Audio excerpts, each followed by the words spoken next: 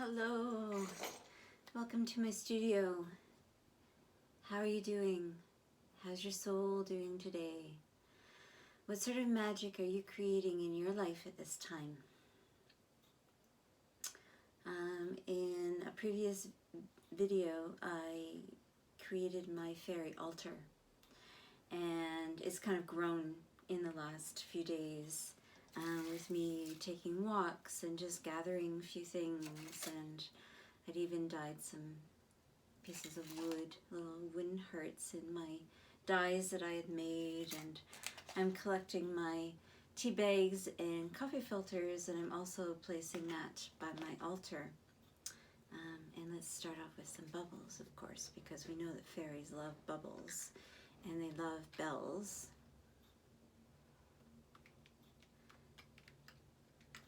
And you may think, what the heck is she up to?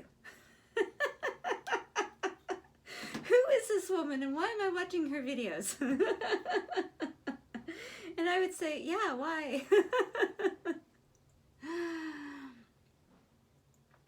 You know, we have forgotten how to play. And I think it's so important that we remember how to play. As adults, we get caught up in this work world. And we forget. We forget how to play. We forget how to be silly. We forget how to believe in fairies and magic. And I'm trying to remind you in my own small little way. Do you remember? Do you remember how to play? Do you remember what it was like to be a child? And have those carefree moments. And just be in the experience. And just be. Just be. We are caught up in so many different things, especially with what's going on in the world at this time. And I suggest that yes, you know, we need to be mindful of what's going on. And, you know, we need to provide for our families and take care of our families. But I'm just suggesting that you remind yourself in some small way how to play. You know, whether it's believing in fairies, believing in magic, singing, dancing, playing musical instruments, even doing your happy dance. I have a happy dance. And when my artwork is going really well, I will stop and just do my happy dance, because it is a celebration of, you know, those times when everything is just click, click, click. I've been thinking a lot about fairies and magic, and I pulled out this out of my bookcase, and it's Peter Pan, and I just happened to flip open to a page, because I just, you know, I love it when you kind of, it's almost like oracle cards, you know, when you get a book, and you just kind of say to the book, you know, what do I need to be reminded of today? And so I flipped open to a page, and it's chapter 13, and it says, do you believe in fairies? And so I was reminded today that yes, I need to be reminded to believe in fairies and magic, and not to forget, you know, because it's so easy. It is so easy to forget about magic, but there really is magic in so many moments. The piece behind me is called Excitement, and it's done in another technique of shibori. So it's a wrapping technique around objects. So this is a piece of silk organza that I happen to wrap around various sizes of marbles. And you do certain things to it, and the fabric retains the shape of the objects that you placed inside of it. And then I mounted it onto this board and encased it in wax. So I love this contrast between hard and soft. So, you know, the fabric is very soft, but the wax is, you know, it's a hard substance. And what I love is when you take this soft fabric and you put it underneath the wax. So it's no longer, you know, fluid and soft and flowing. It's now in this stasis under the wax. But yet, in these folds, it is still so incredibly beautiful.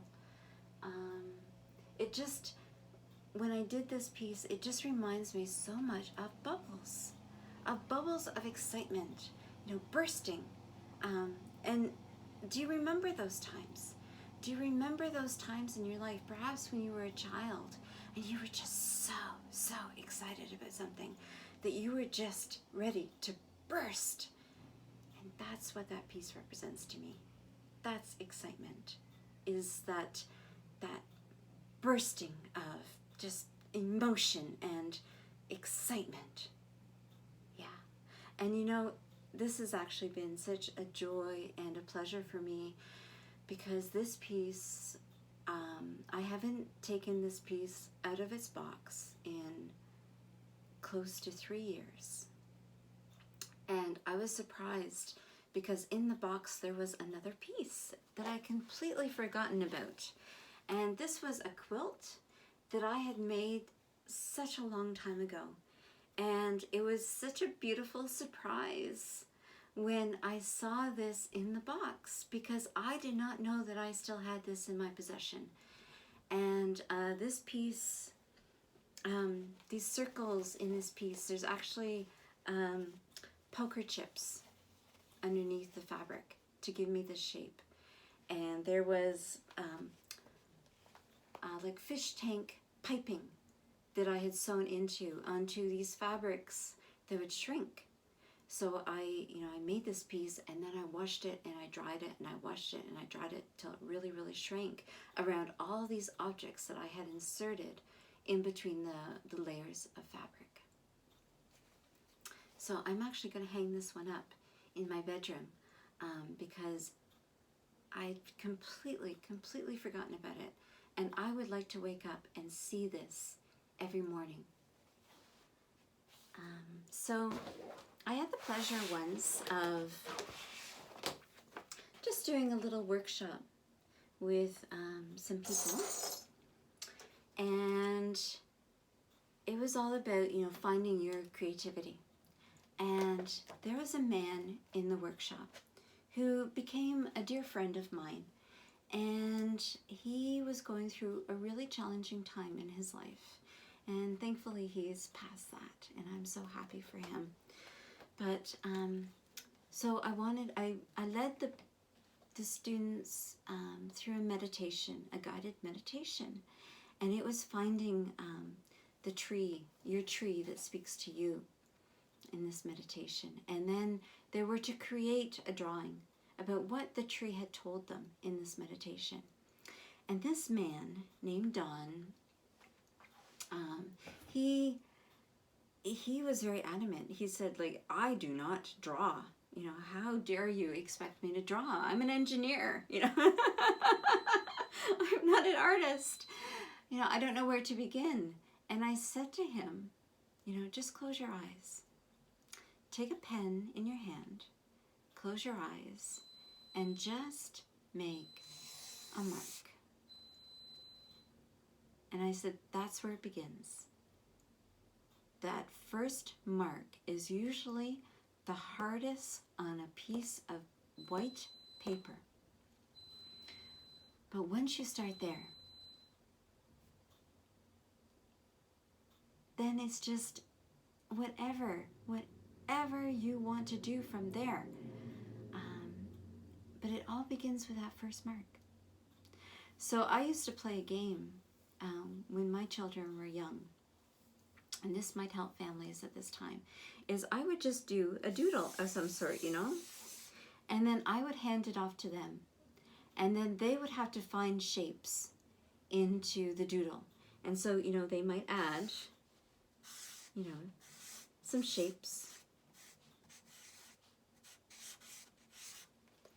and then hand it back to me, and then I would continue to add details to it, you know, whatever. And then hand it back to them. And then they would have to add more to it and more to it. And you know, it was a wonderful thing to do in the car. It was a wonderful thing to do in restaurants. And it really got them looking at shapes. It's almost like, you know, cloud watching.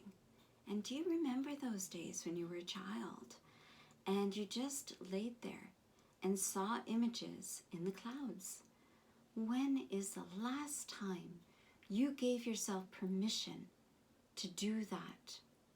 Your imagination is so incredibly important and so incredibly powerful.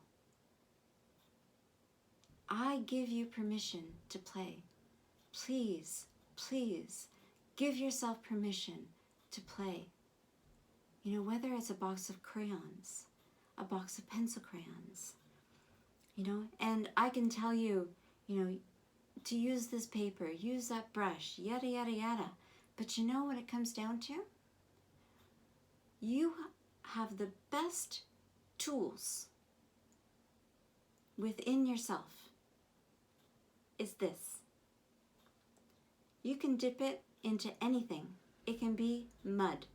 It can be melted chocolate. It can be icing. It can be paint. It can be ink. It can be, you know, and this. When's the last time? When is the last time you gave yourself permission to finger paint? Do you believe in fairies? Do you believe in magic? Do you believe in yourself, in your imagination? Because there is no limit. There is no limit to your imagination. All you need is this and this. This. And it feels so incredibly wonderful to get your hands dirty. You know, I think that's why people are baking right now. It's working with your hands. Allow yourself to play. I give you permission. Give yourself permission.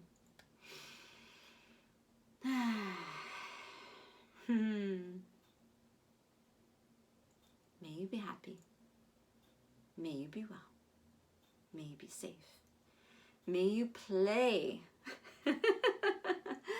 May you be filled with peace and be at ease. Until the next time. Oh, I got some paint on my lips.